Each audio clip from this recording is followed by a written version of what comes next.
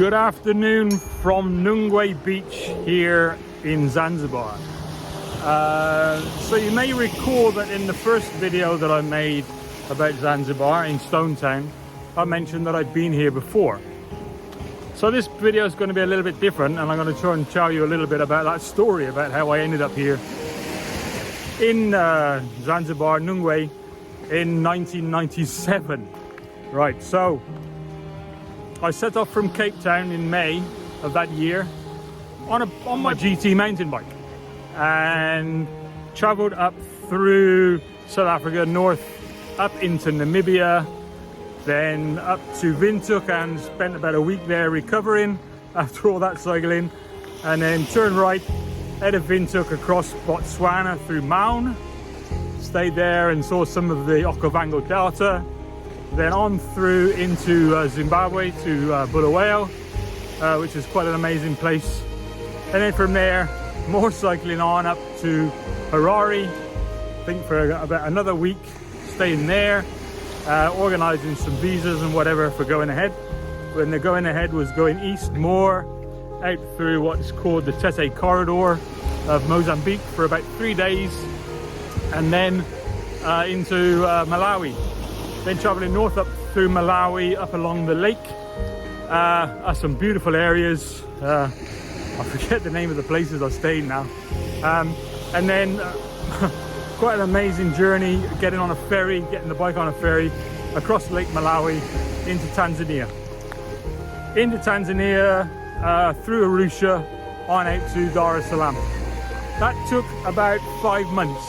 A lot of time sleeping in the bush, sleeping in villages, an amazing journey as maybe you can imagine.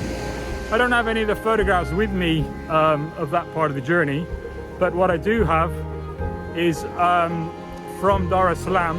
I left some of my gear with some friends that I'd met in Dar es Salaam and came out here to Zanzibar on the ferry. I have photographs from my old scrapbook that I'm now going to sort of insert over the top of my talking of what happened here in Zanzibar. So same as this trip, had the first couple of days in Stone Town, and Stone Town sort of looks quite similar to what I remember it. And then I cycled up here, up to Nungwi. Now, the whole thing about coming to Nungwi was to try and remember and to try and find the area, or maybe even the accommodation that I stayed in. That accommodation, as you'll probably see now, was literally a reed hut. That reed hut was literally here somewhere on the beach. Now, having been here for some days and talked to some people, and I do very much remember the fishing village, which you can sort of see in behind me, and you will see featured in a forthcoming video. But talking to somebody today who sort of definitely remembers seeing that cane hut that I was staying in. Sphinx is a bit further on up the beach here, but not very far. So then from Nungwi, then I travelled down to the southeast corner of Zanzibar and stayed there for a couple more days. And that's sort of where I'm going to be going next after I've had my 2 weeks here in Nungwi, totally relaxing, enjoying all the scenery, the water, etc. So yeah, so I'm going to go down to the southeast corner, as I did on my bike, and then on the bike I went back to Stone Town and back to Dar es Salaam and did some other stuff. So yeah, so that was an amazing journey. I've spoken to a lot of people here about that journey.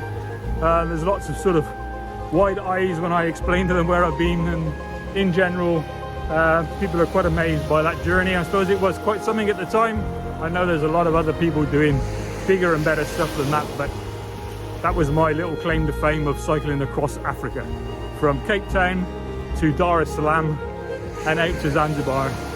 And it's always been a wish to come back here at some point. It's happened this year, because especially here in Nungwi, a lot of people were saying, yeah, Nungwi is going to be changing. There's lots of tourists coming, lots of hotel developments are going to be coming, the place is going to change.